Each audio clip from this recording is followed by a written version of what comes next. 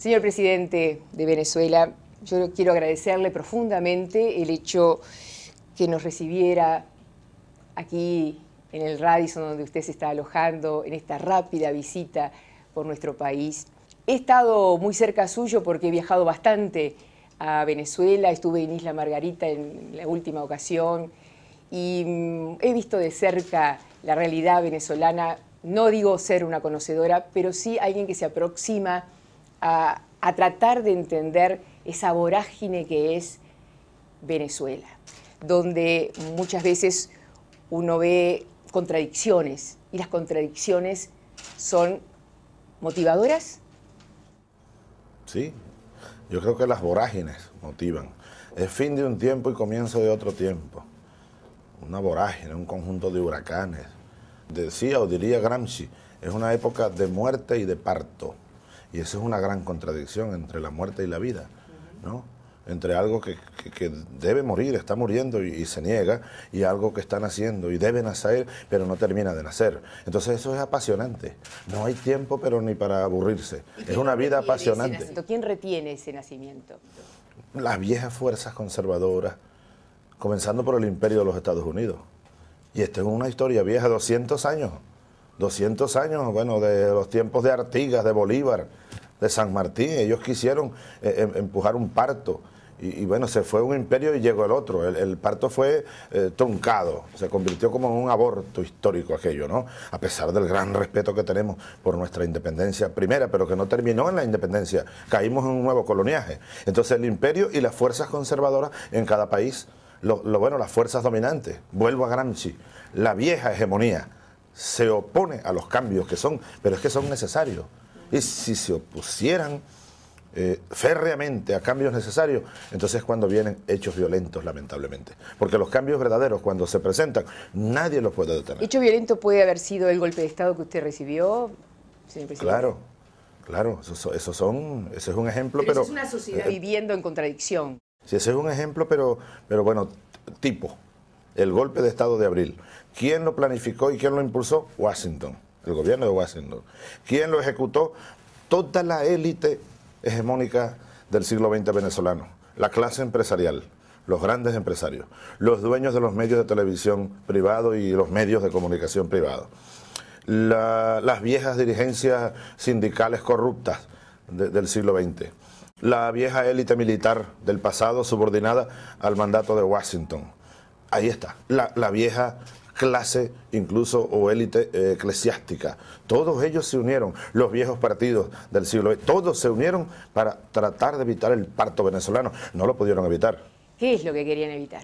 Porque usted habla de la revolución, de este proceso suyo que es revolucionario.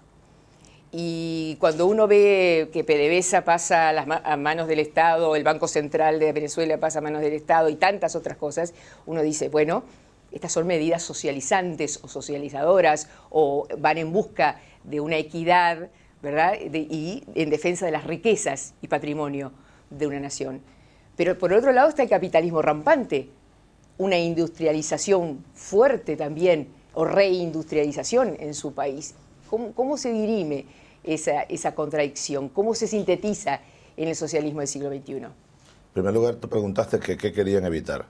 Lo primero que ellos querían evitar es que nos liberáramos de las cadenas que nos convirtieron a los venezolanos o a Venezuela en una colonia petrolera.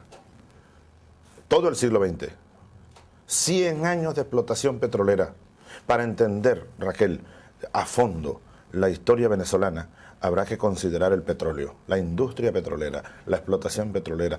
Todos los gobiernos que en Venezuela quisieron apropiarse, como manda la Constitución y la soberanía del país, del manejo de la empresa petrolera, de la industria petrolera, todos fueron derrocados.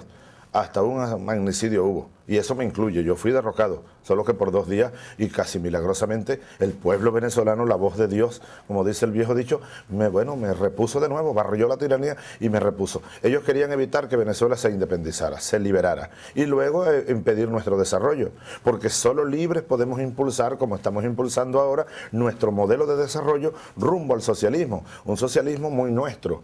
Un socialismo que requiere pues desarrollo económico, desarrollo industrial, desarrollo científico. Siguiendo el ejemplo chino, ¿cuál de los No, ningún ejemplo. Cubanos? Ningún ejemplo. Te voy a decir algo.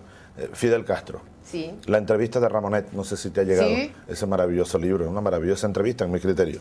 Le pregunta a Ramonet, Fidel, ¿qué error cree usted que cometió de los más graves cuando comenzaba la Revolución Cubana? Algo así fue la pregunta. Sí. Y él responde, uno de los más grandes fue haber creído que alguien sabía cómo se construye el socialismo. Y entonces de Fidel uno salta 100 años atrás a Mariátegui, el gran socialista cubano de hace casi un siglo. De hace un siglo, Mariátegui decía, el socialismo nuestro no debe ser calco ni copia, debe ser creación heroica. Entonces, Simón Rodríguez, 100 años atrás, 200 años atrás, decía, la América Meridional no debe seguir copiando modelos. O inventamos nuestro modelo o erramos el camino de la historia. En Venezuela estamos inventando un nuevo modelo, por eso le decimos socialismo del siglo XXI, socialismo bolivariano, no puede ser copia de nada.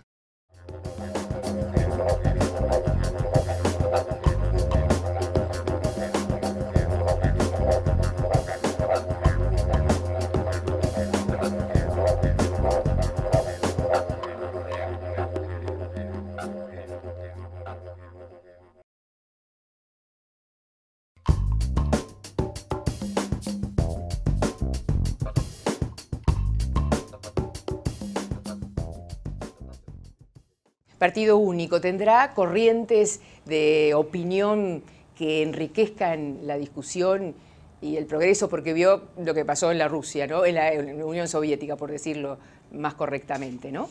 Una burocracia se entronizó y digamos, los procesos proyectados no se dieron. No se dieron como debían darse. Claro. O se abortaron. En la Unión Soviética hay una escuela para aprender de los errores, sobre todo, de cómo un modelo degeneró y terminó siendo, bueno, una burocracia y un capitalismo de Estado. Realmente la Unión Soviética, sobre todo en las últimas décadas, ahí pero lo que brillaba por su ausencia era el socialismo. Eso terminó y fue una de las causas de la caída soviética. En la Unión Soviética no cayó el socialismo, cayó el capitalismo de Estado y la burocracia, como caerá en Estados Unidos. Va a caer ese modelo, no es sustentable. Ahora, en el caso nuestro, venezolano, acuérdate que nosotros hemos llamado y estamos conformando de manera maravillosa, como nunca antes jamás se hizo. No es un partido único, es un partido unido de la revolución y del socialismo. Hemos llamado, mira, el llamado lo hicimos. Habíamos estimado ahí, con unos estadísticos y unos estudiosos de la matemática electoral y de la política, habíamos calculado, a mí me apasiona la matemática y la estadística, habíamos estimado que cerca de unos 2 millones, si acaso 3, iban a acudir a registrarse. ¿Sabes cuántos? 6 millones acudieron a registrarse y muchos quedaron sin poderse registrar. ¿Para las asambleas o para qué? Para registrarse como aspirantes a militantes. Yo soy uno de ellos. Yo en este momento no soy militante, soy aspirante a militante. Después de esa etapa que fue como de 2 meses de registro todos los fines de semana, entonces comenzamos a organizar los batallones socialistas por circunscripciones, por barrios, urbanizaciones. A mí me tocó el batallón número 6 de la circunscripción de 23 de enero, que está cerca de Palacio. He ido a una de las asambleas de batallón. Debo ir el próximo sábado, aun cuando tengo Petrocaribe. Tú sabes, yo tengo que estar bandeándome, pero trato de acudir, aunque sea 1 hora, 2 horas, con 150 señoras, vecinas de allí, jóvenes estudiantes, señores, trabajadores, etcétera, que convergemos en un batallón. Y ahí todos somos iguales. Ese batallón está discutiendo. Ahorita hay más de 20.000 batallones discutiendo en Venezuela las bases del partido, los estatutos, qué es el socialismo. Y dentro de unas semanas comenzaremos a elegir allí directamente los voceros para el Congreso Fundacional que se instalará en septiembre, para que en diciembre así está previsto, tengamos ya aprobado en Congreso, bueno, el partido. Nacerá el partido a finales de año. Se había enfriado... Pero hay muchos otros partidos. Claro. En Venezuela hay 20, 30, 40 partidos, muchos partidos políticos, y seguirá viéndolo. Incluso habrá otros partidos que apoyan al gobierno y a la revolución, que han decidido soberanamente no incorporarse al Partido Socialista Unido. Por ejemplo, el Partido Comunista. Los camaradas se reunieron, yo les respeto mucho, ellos decidieron mantener el PCB, que es un partido histórico, y muchos otros partidos. Bien, cuando habla de los medios, ¿habla de todos los medios o del más sonado RCTV, que para algunos parlamentos, sobre todo digamos los parlamentos que tenían que aprobar el protocolo de integración total definitiva de Venezuela, como el de Brasil y el de Paraguay, tomaron el tema del cierre de esa emisora como un elemento que detonaría o determinaría o mostraría que Venezuela no está viviendo en democracia, porque se estaría conculcando el derecho a la expresión. Hay una actitud general uniforme de los medios de comunicación privados en Venezuela que va más allá, mucho más allá del papel pedagógico, constructivo, crítico, de denuncia, bueno, de información, de entretenimiento que debe cumplir un medio de comunicación. No, en Venezuela los medios de comunicación, casi todos, hay excepciones, pero te hablo de una tendencia mayoritaria y bueno, que si tú vas a Caracas o a cualquier parte en Venezuela, o basta que pongas los medios de comunicación de Venezuela por televisión, por cable desde aquí, tú verás que esos medios están haciendo política todos los días. Hay excepciones, ¿no? Hay unos de más marcada pues acentuación, algunos incluso llamando de manera directa a desestabilizar el país, a propalar noticias falsas, rumores que tienden al alarmismo, violando no solo códigos de ética, constitución y leyes. Ahora, el caso de RCTV, el Canal 2, bien bueno de analizarlo. En primer lugar, ahí no hubo ningún cierre, Raquel.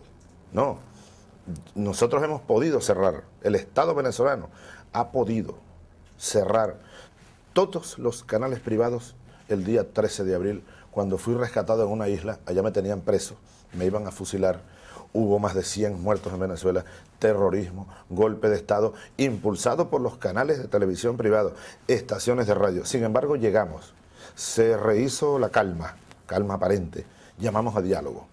No cerramos ningún canal, hemos podido cerrarlo, y no solo cerrarlo.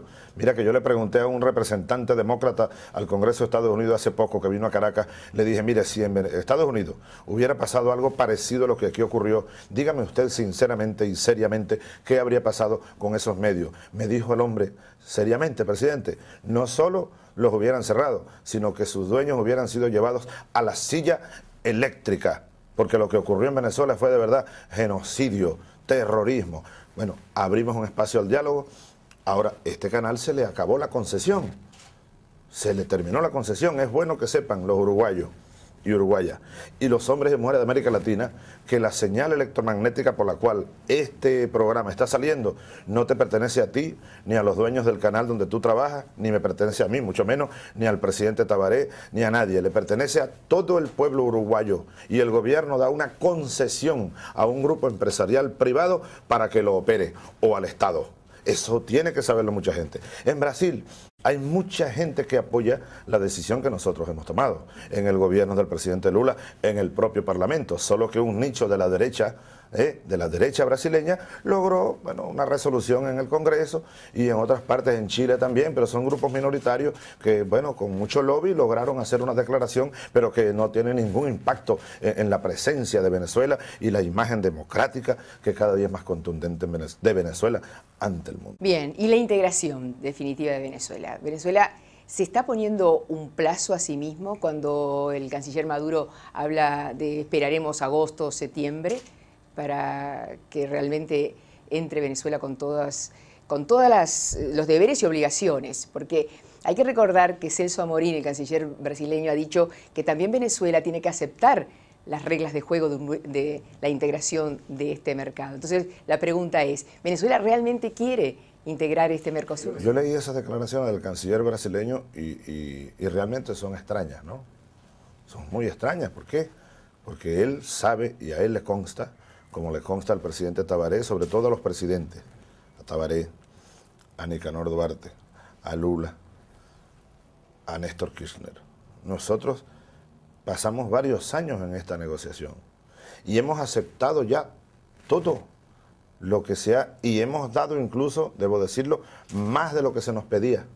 Yo mismo me puse a estudiar los mecanismos Mercosur para facilitar y acelerar el proceso y no dejarlo delegado en grupos técnicos solamente, que mucho ayudan, pero hay una voluntad política.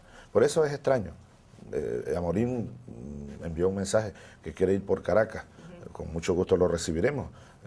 Hablando con él. Lo que no le consta es que Venezuela tenga dificultades para integrarse y aceptar las reglas de juego de la integración del Mercosur. Es una información sumamente extraña que no sé de dónde la saca el canciller brasileño. Y lo otro que le pregunté, señor presidente, perdone, es si Venezuela quiere este Mercosur, esta integración. Sí. Si es el mismo proyecto que el brasileño. Hace 9 años ¿Sí? Nosotros solicitamos ingreso a Mercosur.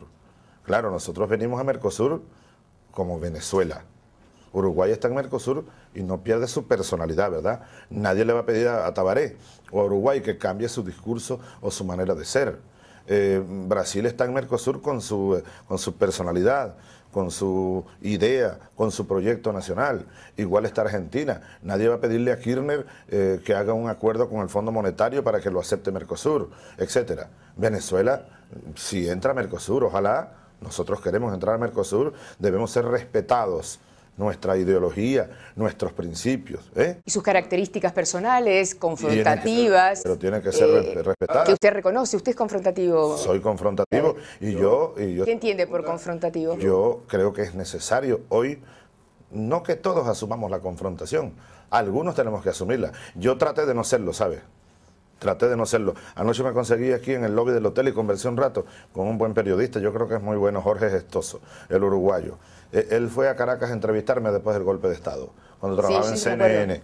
Y entonces recuerdo, anoche yo le decía, ¿tú te acuerdas, Jorge? Que tú me preguntabas una y varias veces, ¿usted señala al gobierno de Estados Unidos como responsable del golpe del 11 de abril? Había pasado una semana y yo le dije, las mismas veces le respondí, no puedo señalarlo porque no tenemos pruebas. Yo estaba tratando todavía de evitar la confrontación, pero me llevaron a la confrontación con otro golpe petrolero, más terrorismo, trataron de convertir a Venezuela en país tutelado. Pero en fin, volviendo al Mercosur, no, mi estilo será siempre mi estilo.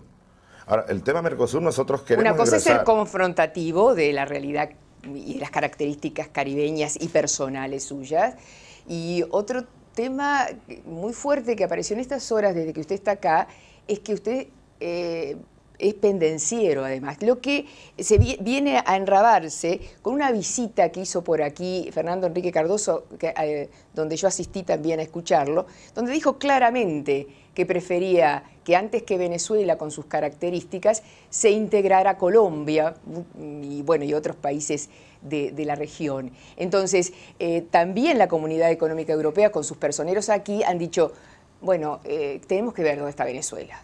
Si Venezuela está en el Mercosur, vamos a ver si hacemos los tratados.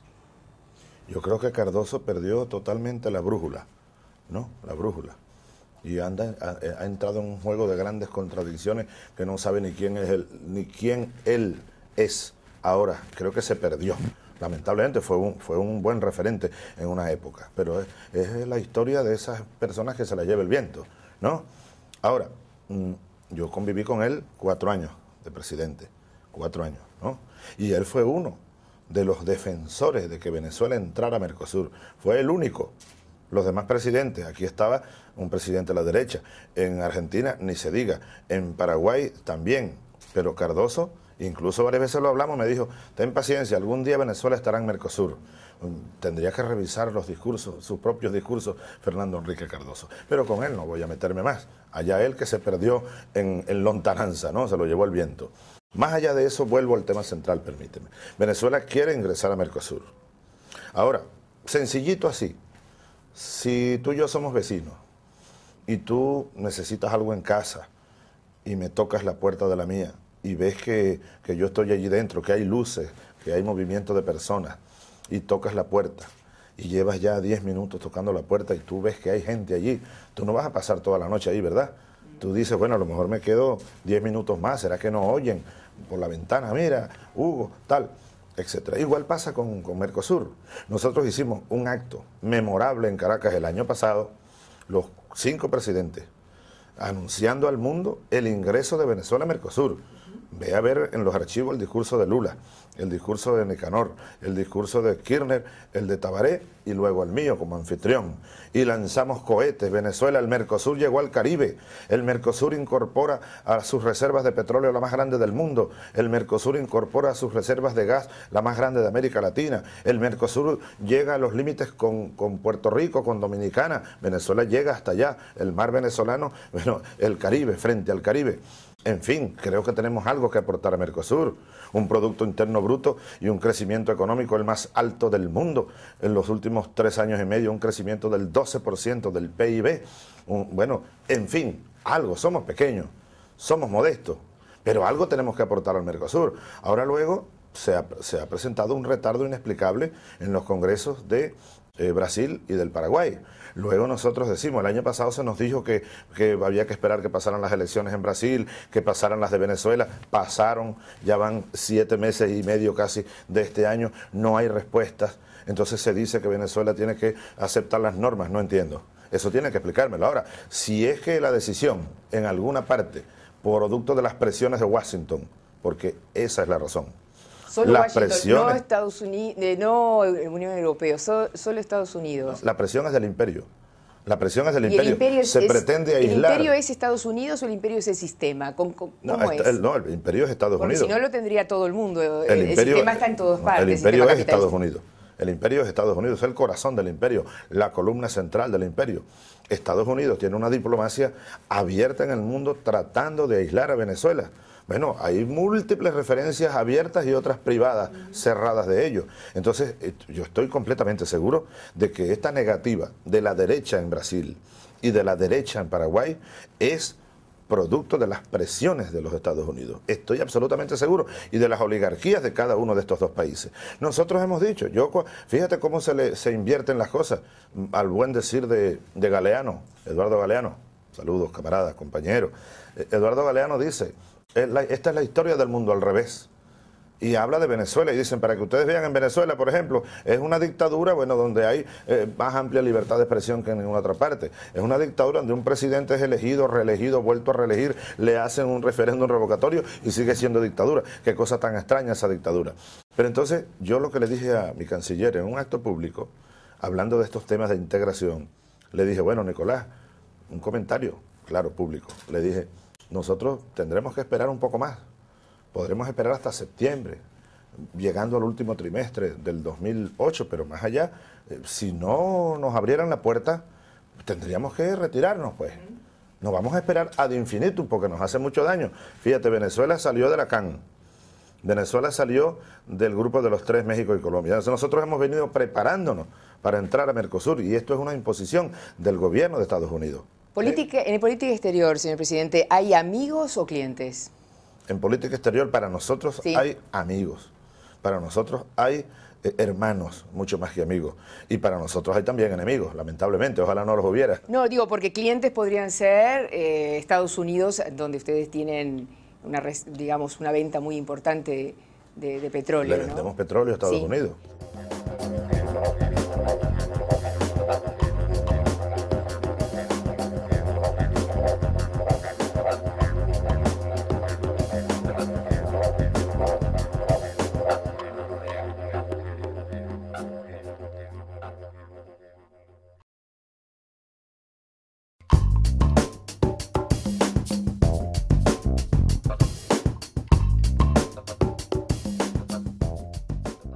En esta gira, en esta mini gira, digamos, instalando, es esta situación de preferencia para los países del Mercosur frente a cualquier emergencia energética, no va a dudar a quién abastecer. ¿Es lo que entiendo bien? Sí. Más allá de Mercosur. Mercosur, Latinoamérica. Yo digo algo, si Mercosur no cambia, va a desaparecer. Si la CAN no cambia, se la va a llevar el viento de la historia, de la nueva historia. Los pueblos, pues, que claman por una verdadera integración. Mira, en el año 1821, por allá, Artigas le escribe a Bolívar y le dice que nuestra relación debe ser íntima y asociada con nuestros comunes intereses, con nuestra hermandad. Lo mismo decía al otro lado del río San Martín. Ellos se escribían, Artigas, Bolívar, San Martín, a pesar de las distancias. Fueron tres grandes colosos. Ojalá hubieran tenido éxito. Se trata de la unión, no se trata de la integración de mercados. Esa es una farsa. Eso favorece a una minoría, a unas élites, a unas grandes empresas, la mayor parte transnacionales. ¿En qué beneficia a los pueblos, a la pobreza? ¿Mercosur en qué ha beneficiado a los pobres del Uruguay? ¿Mercosur en qué ha beneficiado a los pobres del Brasil y a los pobres de Argentina y del Paraguay? Yo diría que casi en nada. ¿La comunidad andina en qué benefició durante años y años y años a los pobres de Venezuela? Absolutamente en nada, ni a los de Colombia. Más bien los ha perjudicado muchas veces porque les da preferencias comerciales a grandes transnacionales que terminan destrozando la pequeña producción y los pobres se hacen más pobres. Ni en Mercosur ni en la CAN jamás se aborda el tema del analfabetismo, por ejemplo, que sigue cundiendo por estos países, el tema de las enfermedades, de la atención médica, nunca se aborda esto. Así que más allá del destino que tenga Mercosur, ojalá se levante vuelo. Más allá del destino de la CAN, ojalá levante vuelo. Nosotros vemos son los países, los pueblos, que es lo real, es lo real. Entonces nosotros proponemos, termino con esto, sí, respondiéndote, hemos propuesto en Margarita, en la cumbre de a la que tú estuviste, ¿no? Energética.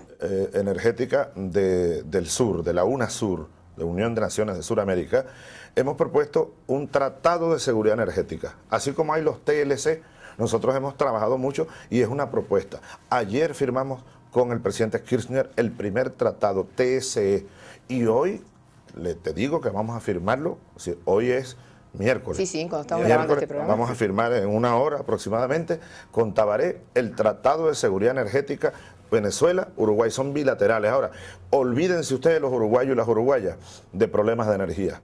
Claro que tendrán en una coyuntura en estos 1 o 2 años, pero cuando ese tratado comience a entrar en vigencia, tendrán asegurada la energía que necesiten ustedes, tus hijos y los hijos de tus hijos para 100 o 150 años, porque el petróleo y el gas que ustedes necesitan para vivir, para desarrollarse, para impulsar la economía y la sociedad, están allá en Venezuela. Vamos a traerlo para acá, petróleo y gas. Esto que inauguraron en digamos, hecho de inaugurar una planta gasífera en la Argentina, ¿tiene participación Uruguay también? Vamos a firmar hoy el compromiso nuestro para construir una planta aquí en Uruguay. Es posible que se compartan ambas, ¿no? Estamos haciendo los cálculos. ¿Y esto tiene que ver con el conflicto que mantiene Argentina con Uruguay por Botnia? Es decir, no, quiero decir, es un ademán, es un gesto hacia el reencuentro, hacia las cosas que nos unen o que pueden llegar a unirnos más que las que nos separan. Yo creo que sí, en el fondo. ¿Chávez está trabajando en eso o no necesariamente? No en ese caso específico, no. Hemos dejado eso al buen criterio y la sabiduría de ambos gobiernos, hermanos y amigos de ambos pueblos. Y yo tengo fe en que eso se va a solucionar y lo más pronto, estoy seguro. Ahora, más allá de esos problemas que son coyunturales, ¿no? Nosotros con Colombia también hemos tenido problemas. Ahora mismo hay un problema, está trancada la frontera, lo trancaron los transportistas, porque Colombia ha colocado del lado colombiano, por supuesto, unos peajes. Y los transportistas, bueno, se quejan, protestan. Tenemos que solucionar eso, ya veremos cómo al llegar allá. Está ahí un equipo trabajando. Pero se trata, fíjate, de determinar necesidades conjuntas. En el cono sur hay una muy frágil equilibrio energético. Aquí un aleteo de mariposa puede generar una crisis energética. Entonces nosotros proponemos, el tratado es, firmar para traer petróleo de Venezuela, de la faja del Orinoco, donde está la reserva de petróleo más grande del mundo. Allá tenemos ANCAP ya perforando, allá está ENARSA, la Argentina, perforando. Bueno, en poco tiempo estaremos sacando petróleo, trayéndolo acá en barcos, por supuesto. Anoche decidimos firmar, hoy con Tabaré, el proyecto que ya elaboró Venezuela para ampliar la refinería de La Teja, duplicar su capacidad de refinación. Pero eso ya estaba decidido, Chávez, lo que ha estado relenteado en cuanto a la ejecución, o me parece a mí. No, habíamos acordado hacer el proyecto. Claro. Pero no se había acordado quién iba a abordar el trabajo concreto de construir la ampliación de la refinería y la modernización. Anoche acordamos que Venezuela lo va a ejecutar. Hoy se va a firmar el documento. Ahora, traer petróleo de Venezuela. ¿Cuánto? Lo que requiere Uruguay. 40.000 barriles, 100.000 barriles. Si nosotros nos mandamos 1,5 millones todos los días a Estados Unidos. Una pregunta. Gas de Venezuela para Uruguay y desarrollo petroquímico. Señor presidente, ¿puede ser que en estas horas, porque estamos haciendo esta nota en el día, está acá el presidente, ya saben que hoy domingo que están viendo este programa, obviamente ya está en Aló, ¿qué va a ser Aló presidente? El domingo estaremos... ¿O en Bolivia? No, vamos a estar en Bolivia el viernes y en Venezuela ya en Venezuela. Es Petrocaribe, Petrocaribe. 14 países del Caribe vienen a lo de Petrocaribe. Perfecto. No, le quería preguntar una cosa. ¿Es posible que ANCAP le proponga o le propusiera en el futuro y ustedes pudieran aceptar la posibilidad de no seguir usando la ventaja financiera que le da a Venezuela para pagar el petróleo? Porque de cualquier manera lo está pagando al contado, y poder comprarlo un poco más barato, $2 más barato, por decir algo, el precio del petróleo, y poder trasuntarlo, trasladar ese abaratamiento a las naftas, porque en Uruguay tiene un gran peso la energía, tiene un gran peso impositivo, claro, y también de claro, no, y para el fisco uruguayo. Si el precio del petróleo sigue subiendo, y hay indicadores que apuntan en esa dirección, el precio del petróleo pudiera llegar a $100 en estos próximos años. Porque bueno, fíjate, hace 5 años estaba en 20, 25 y hoy está fuertemente ubicado cerca de $70 y con muchas presiones al alza. Y eso tiene una razón lógica. El petróleo comienza a escasear y el consumo lo que hace es incrementarse. China, India, Europa, todo el mundo, Uruguay también, Venezuela también, todos necesitamos cada día más energía. Si eso ocurriera, nosotros pudiéramos en la OPEP, porque nosotros no podemos tomar una decisión aislado de la OPEP, buscar una fórmula como esta que a mí me gusta mucho. A mí me gusta mucho y siempre la he defendido, que los países OPEP recibamos, bueno, un ingreso determinado, vendamos el petróleo al precio de mercado a los países ricos, ¿no? $100, $100. Ahora, los países más pobres, ¿cómo tú le vendes petróleo a Haití a $100? A Uruguay. Así que a mí la fórmula me gusta. En este momento no está planteado. Sin embargo, hemos diseñado un sistema muy, pero muy positivo para los países más pobres y más pequeños. Nosotros traemos petróleo. Nos pagan a 3 meses, ¿no? Un porcentaje, no todo. Otro porcentaje pasa a ser una deuda de largo plazo, 25 años. A 1% de interés. Eso es prácticamente una donación. Sí. Tú lo pagas. Es una financiación. Una financiación. Mira, ¿sabes? Bueno, un uruguayo que es muy amigo mío, Enrique Iglesias, me decía que sabe mucho de esto. Cuando yo le expliqué la fórmula y él me puso, dame acá para ver matemáticamente, me dijo, Chávez, esto tiene una donación cercana al 60%, porque es tan largo el plazo y el interés tan bajo, 2 años de gracia, que al final eso termina siendo casi todo una donación. Es una fórmula que hemos conseguido. En el caso uruguayo, eso es para Petrocaribe. Con Uruguay no hay Petrocaribe, obviamente, ¿no? Ojalá Uruguay ingresara próximamente, ojalá al ALBA. En el ALBA nosotros tenemos un mecanismo. El ALBA somos Cuba, Nicaragua, Bolivia, Venezuela y observadores Haití y Ecuador. Nosotros nos hemos comprometido a los países del ALBA a suministrarle todo el petróleo que necesiten a 50% del pago en efectivo. Y el otro 50% pasa a ser esa deuda a largo plazo que nos pueden pagar en bienes y servicios. Cuba, por ejemplo, Cuba nos paga a nosotros la factura petrolera con equipos médicos, medicamentos, investigadores científicos, 20.000 médicos cubanos que están 24 horas atendiendo a millones de venezolanos y equipos agrícolas, ganado, cursos, formación de médicos, etcétera. O sea, Uruguay pudiera pagar su petróleo, todo incluso. De esa misma forma. Pagar todo su petróleo. ¿Con qué? Con tecnología software, que bastante tiene, con ganado, con ganado, de la raza de ganado tan buena que tiene Uruguay. De hecho, eso está ocurriendo. Te voy a decir que una parte del pago que Uruguay hace, cerca del 40% del petróleo, no va a Venezuela, sino que se convierte en un fideicomiso que hemos acordado que todo se ha invertido Claro, aquí. La cuenta Bolívar Artigas, que está en el Banco República, esa. ¿por qué no se ejecuta con mayor, digamos, fluidez? Debería ser. Anoche Porque creo que tiene mucha decisión la presidencia, usted, el presidente venezolano, ¿no? En cuanto a inversiones y demás. Se trata de financiar proyectos. Por eso, para financiar proyectos. Nosotros queremos, anoche lo ratificamos, que ese fondo, que son varios millones de dólares, si la factura petrolera uruguaya al año son 600 millones de dólares, sácale tu 40%, son más de 200 millones de dólares al año que quedan aquí. No queremos llevarlos a Venezuela. ¿Para qué? Para financiar compras de ¿qué? De ganado, tecnología, software, para dar microcréditos y créditos a productores uruguayos, financiar empresas recuperadas. Buena parte de eso está caminando. Ahora, que podemos ir más rápido, podemos y queremos.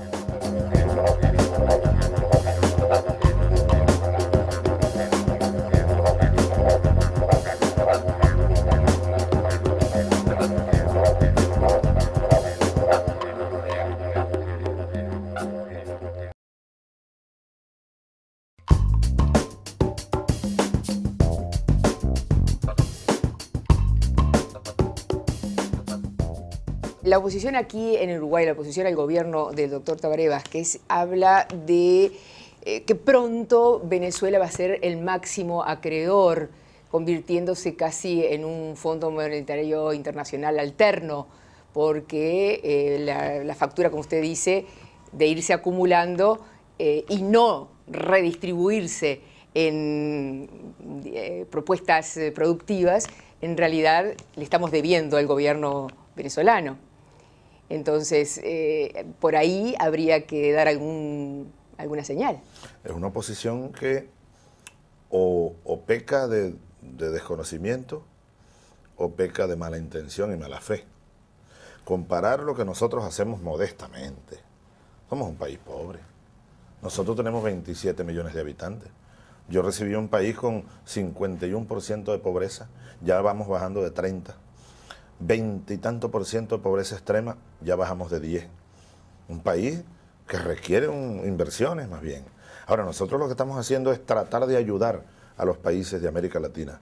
¿Aumentando la deuda interna y externa del país? Aumentando la deuda, ayudando. Usted sabe que hay sectores de Venezuela, de su propio país, que dicen que lo que ha aumentado es la deuda externa e interna, este gobierno que usted conduce, y que está de alguna manera comprometiendo a las próximas 10 generaciones por las donaciones. La deuda venezolana, dices tú. La deuda venezolana. No, si la hemos reducido. La deuda externa por eso nuestra. Me gustaría saber, si usted no le debe, si Venezuela no le debe al Fondo Monetario Internacional ni al Banco Mundial, ¿estoy en lo cierto? ¿A quién le debe? Al Fondo Monetario no le debemos. Por eso le digo. Tenemos unas pequeñas deudas con el Banco Mundial. Sí. ¿No? Y bueno, y deudas que tiene el país con acreedores que no son el Fondo Monetario. Pero no llegan a 70.000 millones de dólares como se afirma. La deuda ha bajado, era de casi 40.000 millones de dólares. La hemos bajado, estamos por debajo de 30.000 millones de dólares. Pero para nosotros la deuda no es un karma. La hemos llevado a una situación de fácil manejo, que incluso nos permite comprarle, como hemos comprado, más de 5.000 millones de dólares a Argentina, para ayudar a Argentina a que se libere de la deuda del Fondo Monetario Internacional. Usted sabe que hay venezolanos que piensan que eso son donaciones que se le quita al pueblo venezolano para favorecer a otros pueblos. Si tú vas y le preguntas al pueblo venezolano, bueno, el pueblo aplaude todo esto porque el pueblo sí sabe. Ahora, algunos que pecan allá o aquí, o de ignorancia, o de mala fe y mala intención, dicen que yo ando regalando, que ando con una chequera feliz, regalando y respetando incluso a los pueblos y los países, porque tienen dignidades, ¿no? Nosotros venimos aquí a tratar de ayudar, pero respetando la dignidad del pueblo uruguayo. Ahora, los que aquí en Uruguay comparan lo que nosotros hacemos con lo que hace el Fondo Monetario Internacional, permíteme buscar un símil, sería como comparar un bebé con un biberón con el demonio. El Fondo Monetario Internacional es el demonio que le exige a los pueblos el alma, exige aplicar las políticas de shock, exige reducir salarios, liberar los precios de los servicios, de los alimentos. El Fondo Monetario ha llegado a tumbar gobiernos. El Fondo Monetario le exige, a cambio de préstamos a los países, por ejemplo, privatizar las empresas estratégicas. Y bueno, es un saqueo lo que ha hecho el Fondo Monetario. Ahora nosotros no. Nosotros estamos, y el que se ponga a evaluar los detalles de nuestra cooperación podrá conseguir generosidad, podrá conseguir transparencia y unas infinitas ganas de que nos hermanemos de verdad para salir juntos de la miseria y del atraso. Usted sabe, señor presidente, que por lo menos desde aquí se vio como un enfriamiento entre las relaciones diplomáticas entre su país y el nuestro, en base fundamentalmente a la visita de Bush y el contraacto que usted hizo en la Argentina, en Buenos Aires, pero más que eso por su no presencia en la cumbre iberoamericana. Es decir, se nota mucho cuando Chávez no viene. Pero no, le quiero decir esto.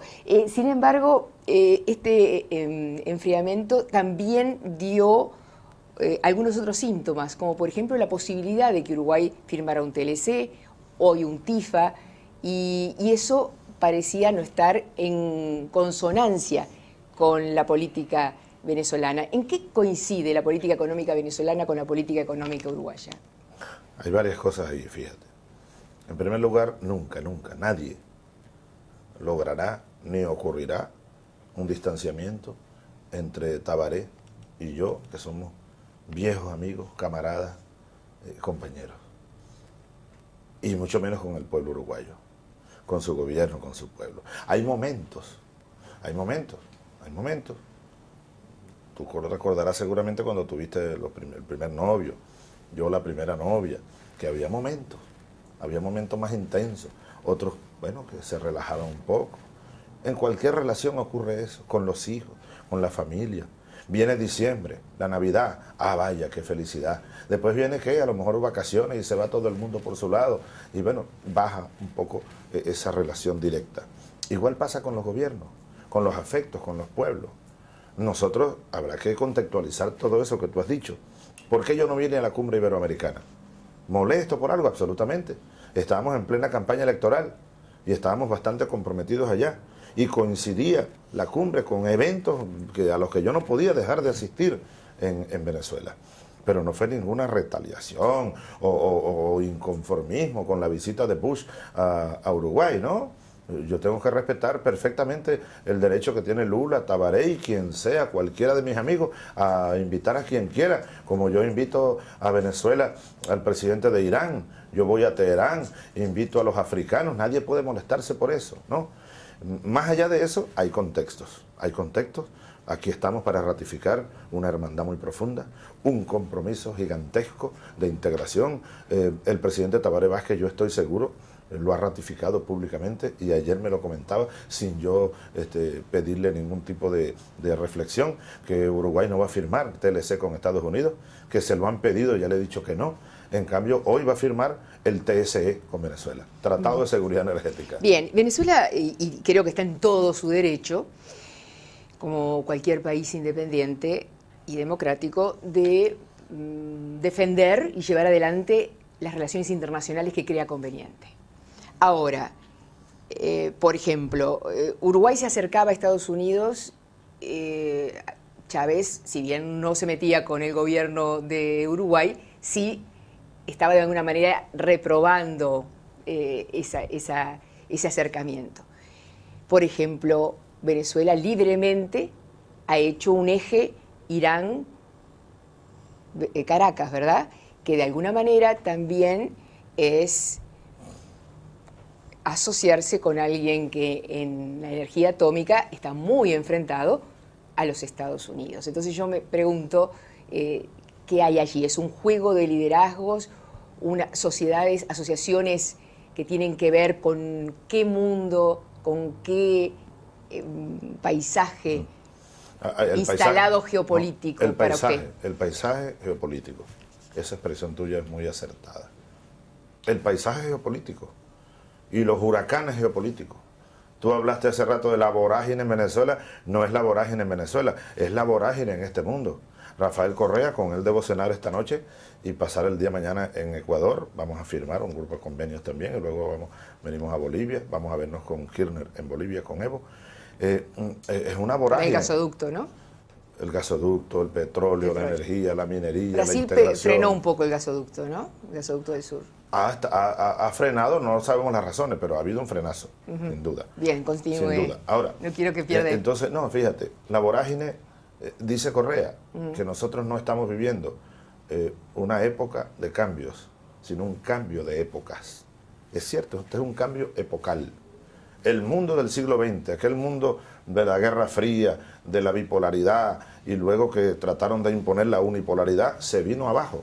¿Y no se está reinstalando, perdóneme, esto de las ojivas mirando a Europa desde Rusia, su pasaje por Bielorrusia, por Irán, su liderazgo mundial, Chávez, es indudable, el rechazo que usted genera y las adhesiones que usted genera, ¿no es volver a recrear la Guerra Fría? No, todo lo contrario. Yo creo que es evitarla más bien. Evitar un retorno a la Guerra Fría. ¿Cómo lo ve usted? Evitar un retorno a las amenazas de una espantosa guerra nuclear. Pero usted se está armando también, compró armas allá, ¿no? En Rusia. Sí, hemos comprado armas en Rusia. Irán acaba de comprar armas a Venezuela y pasaron por acá, que hay todo un lío en el Uruguay de 15.000 municiones que vienen de Venezuela vía Fuerzas Armadas, pero no se sabe quién las pidió, quién las mandó. Creo que están tratando de armar una tormenta en este vasito de agua. Sí, ¿y por qué le parece? Bueno, ya yo te voy a decir por qué. Me sacas de la visión global. Perdón, no, pero volvemos a la visión global. Todo tiene relación. ¿No? El tema este de la munición, si quieres, te hago un comentario sobre eso. Sí, lo más. Yo soy militar, ¿no? Entonces han armado un alboroto grande aquí y en otras partes del mundo también, porque eso rebota por todos lados, que un barco de guerra, ¿General Artigas? Barco de guerra, trae munición de Venezuela. Y cuando yo me pongo a ver de qué se trata, todavía no he llegado al fondo del asunto, pero lo primero que veo en la misma noticia es que se trata de 15.000 cartuchos. Un fusil, un AK, dispara cerca de 1.000 cartuchos en un minuto. Es decir, tú pones a 15 soldados a disparar 15 AK y en un minuto gastan esos 15.000. Un poco para que tengamos, ¿no? Coloquemos la cosa en su justa dimensión, que luego le da ribetes de ridiculez a lo que se quiere armar aquí de un contrabando de armas de grandes dimensiones. Sí, de una triangulación en realidad. Una triangulación secreta y no sé qué más, ¿no? Parece ser que Uruguay es lo que he averiguado. Ni siquiera anoche caí en ese tema con Tabaré. Solo estoy buscando información. Mira, ¿de qué se trata este alboroto ahora? Porque además otra cosa que te digo, Raquel. Hay alborotos que se prenden. Qué coincidencia con mi llegada, ¿no? Hay cartas que tienen guardadas, ¿no? El imperio. Yo llego a Argentina y se arma un alboroto. Detenido en el aeroparque un funcionario de la delegación de Chávez con una maleta que traía $800.000. Y eso le dio la vuelta al mundo 100 veces ayer, antier. Es absolutamente falso. Parece que detuvieron a un empresario venezolano con unos dólares, no sé cuánto, una maleta con unos dólares. Yo le decía ayer a unos periodistas en Argentina, todos los días vayan a averiguar ustedes cuántos ciudadanos en el mundo son detenidos en los aeropuertos con droga, con cocaína, con narcotráfico, dólares, monedas de yuanes, euros, falsos o ciertos o verdaderos en el mundo. ¿A qué coincidencia? Llega Chávez a Buenos Aires, un día antes detienen a alguien y dicen, y le da la vuelta a eso al mundo, que es de la comitiva de Chávez. Llega Chávez a Buenos Aires y de Miami sale una noticia que le da la vuelta al mundo ayer, antier, y que hizo o provocó incluso un pronunciamiento del Palacio del Elíseo. Una noticia que dice que en Venezuela está Ingrid Betancourt. Ojalá estuviera libre Ingrid. No, pero que son 300 guerrilleros de la FARC y usted estaría que negociando fueron a Venezuela con ellos, claro. Y que la tienen en Venezuela ellos, o sea que están haciendo vida en Venezuela. Y que yo la voy a recibir y se la voy a entregar, una cosa de película, a la primera dama francesa. Eso le dio la vuelta al mundo 100 veces. Y genera, y cuántos sentimientos en la familia, Pero en fin, volviendo, mira, a la dinámica mundial. Yo lo que creo... Y yo estoy jugando duro en esa dinámica mundial. Hace poco estuve en Moscú y yo sé lo que está pasando en Moscú. Rusia ha resucitado. Rusia estuvo por el suelo. Ahora hay un presidente ruso que con gran coraje e inteligencia dice el diktat, no aceptamos el diktat de los Estados Unidos. Y lo mismo pasa con los países de las comunidades independientes. China incluso se levantó y es una potencia ya China a nivel mundial. Ahora, voy a resumir esto con una frase. Sí, no, hacemos una breve pausa. Después del resumen suyo, de esa frase, no, por favor. Resuma esto y hacemos una breve pausa. El mundo, para evitar retornar a la Guerra Fría y a las amenazas de una guerra nuclear, que sería espantosa, una hecatombe. Sí. Yo creo en lo que Fidel Castro decía antier, citando a un pensador geopolítico ruso de hace unos días en un documento que salió a la luz. Sí. La única forma de salvar al mundo del imperio y del diktat de los Estados Unidos y evitar una confrontación mundial es lograr la alianza de civilizaciones. Frente único político, social. Una gran alianza de civilizaciones entre la civilización europea, islámica, musulmana, hinduista, árabe, Rusia, China y la civilización indoamericana o latinoamericana. Nosotros, Raquel, tenemos todo para ser un polo de poder en el mundo. Pero por supuesto, desde el Caribe hasta la Patagonia, ¿cuánta fuerza hay aquí? ¿Cuántos millones somos nosotros? ¿Cuántos millones de kilómetros cuadrados? ¿Cuánta reserva de agua, de petróleo, de gas? ¿Cuánta tierra fértil? ¿Cuánta riqueza? ¿Y cuántos pueblos heroicos? ¿Y cuánto liderazgo para competir? Ya venimos, ya venimos.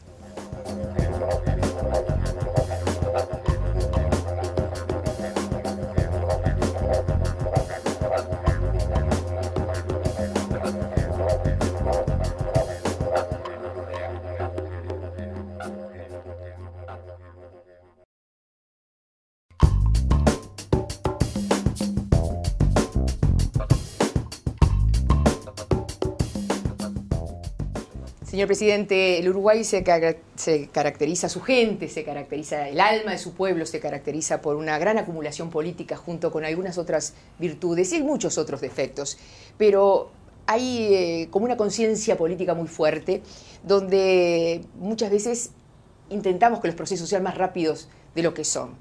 Y frente a un gobierno progresista también hay impaciencia de las bases, ni siquiera de la oposición, de las bases. Entonces, la idea es preguntarle cómo siente usted este desenvolvimiento del Uruguay con su conducción económica, cómo puede de alguna forma Venezuela y el resto de los países del Mercosur darle un empujón a esto en esta visión geopolítica y global, ¿no?, que veníamos haciendo. La integración. Yo no puedo, por respeto al Uruguay, inmiscuirme en las cosas internas del Uruguay. Solo que Bolívar recomendaba, y esto es bueno siempre tenerlo presente, paciencia y más paciencia, constancia y más constancia, trabajo y más trabajo para tener patria. Entonces, tanto Tabaré como yo hemos recibido países, bueno, descuajados por el capitalismo y el neoliberalismo. Y hay velocidades, hay ritmos. Lula decía por allá en Margarita, bueno, Chávez es que anda en un Fórmula 1 y nosotros andamos cada quien a otras velocidades. Es decir, un poco diciéndome, tú quieres ir muy rápido. Y yo le digo, sí, yo creo que podemos ir más rápido. Pero un poco la integración es, bueno, la síntesis de las velocidades de los mecanismos. Cuando nosotros estamos aquí es porque tenemos una profunda fe y creemos firmemente en que Uruguay va por un camino correcto. Y como anoche lo decía Tabaré, ellos no han perdido ni perderán de vista la dirigencia uruguaya del Frente Amplio el rumbo hacia el socialismo. Ahora, eso es en el horizonte de mediano y largo plazo. Estamos ahora mismo solucionando problemas muy graves y muy urgentes para enrumbar la nave al socialismo. Yo tengo mucha fe en eso, mucha fe en el Uruguay, en su pueblo, en su acumulado histórico, en su pueblo que es heroico, en sus luchas, en su idea. Uruguay es una idea, Uruguay es un sueño, es un proyecto. Con Irán, ¿qué lo une a Venezuela o a Hugo Chávez con Ahmadinejad? Pues muchas cosas nos unen. Porque, por ejemplo, antes de ayer estaban, bueno, llevando las armas a gente por adulterio, por homosexualidad. Y yo me pregunto, ¿Chávez coincide con esto? Hay gente que dice, Irán es un régimen prepotente, hay cosas que son culturales. Nosotros aquí, por ejemplo, aquí en Uruguay, en Venezuela también, tú puedes andar en la calle tomándote un trago de aguardiente, por decirlo de una manera. Ellos no, allá no. Allá no, hay unas normas de una cultura milenaria que uno tiene que desde lejos respetar, como ellos no concuerdan, o seguramente no estarán de acuerdo con muchas cosas nuestras, nosotros tampoco, pero es que no se trata de eso. Porque entonces habría que preguntarle a los Estados Unidos, oye, ¿por qué señor Bush o Clinton y todos los que han sido presidentes, esas relaciones ustedes con el mundo árabe? ¿No? Porque pues, en el fondo es el mismo Corán, el mundo musulmán. Eso va mucho más allá de esto. A nosotros nos une con Irán algo muy grande, somos antiimperialistas. El presidente Ahmadinejad es un excelente ser humano. Quieren satanizarlo. Quieren satanizar un pueblo, el pueblo persa. Un pueblo de una cultura profunda, milenaria, que no quiere guerra, lo que quiere es paz. Pero tiene dignidad. Está ahora mismo amenazado por el imperio, como el imperio amenazó e invadió a Irak. No estamos hablando de figuras retóricas. En Irak están destrozando un país y ahora amenazan a Irán. ¿Qué quiere el mundo? Que se quede Irán callado y sentado o se arrodille ante las amenazas del imperio. Eso nos une a nosotros. Y ahora un proyecto de acercamiento en lo económico. Somos países de la OPEP y dos de los más grandes países de la OPEP.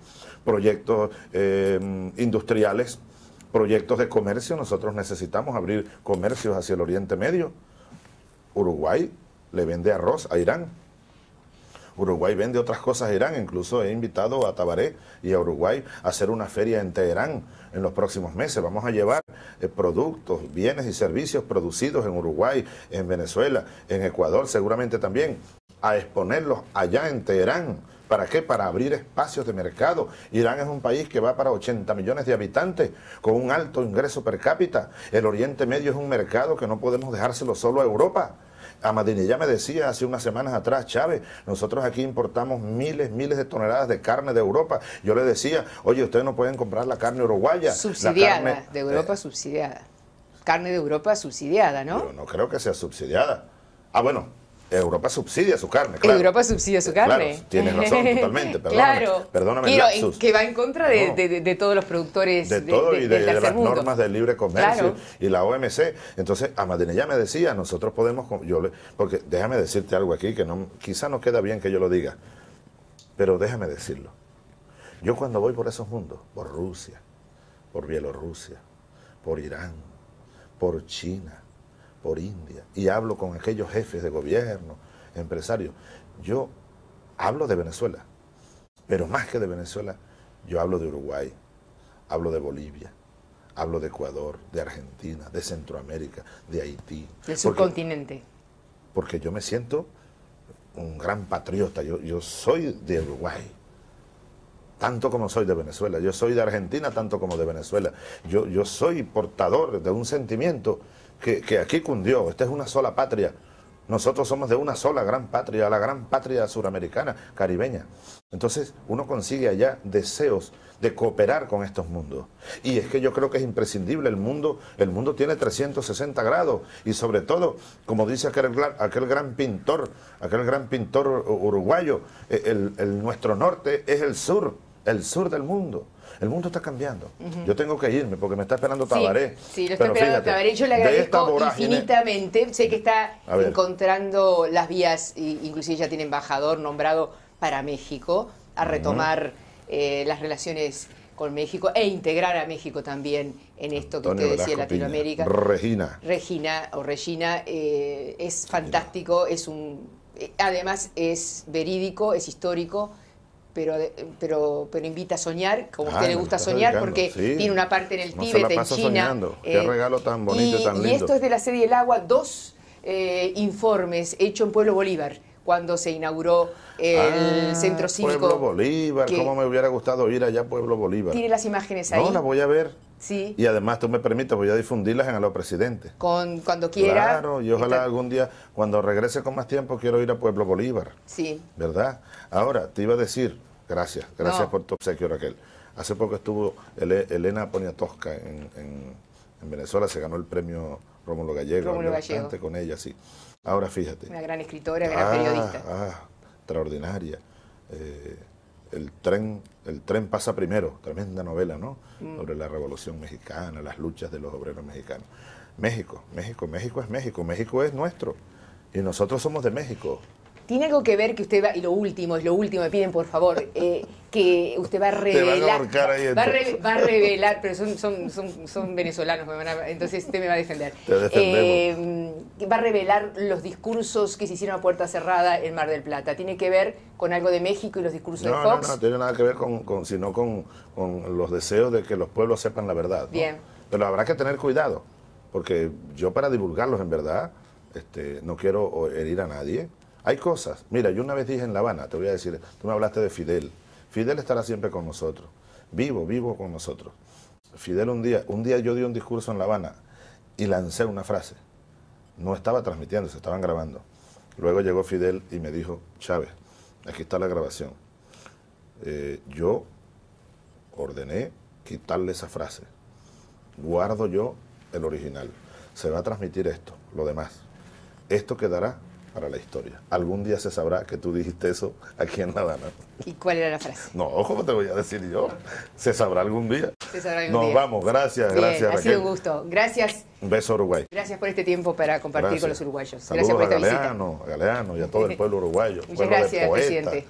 Creadores, Artigas, viva Artigas. Me voy. Gracias.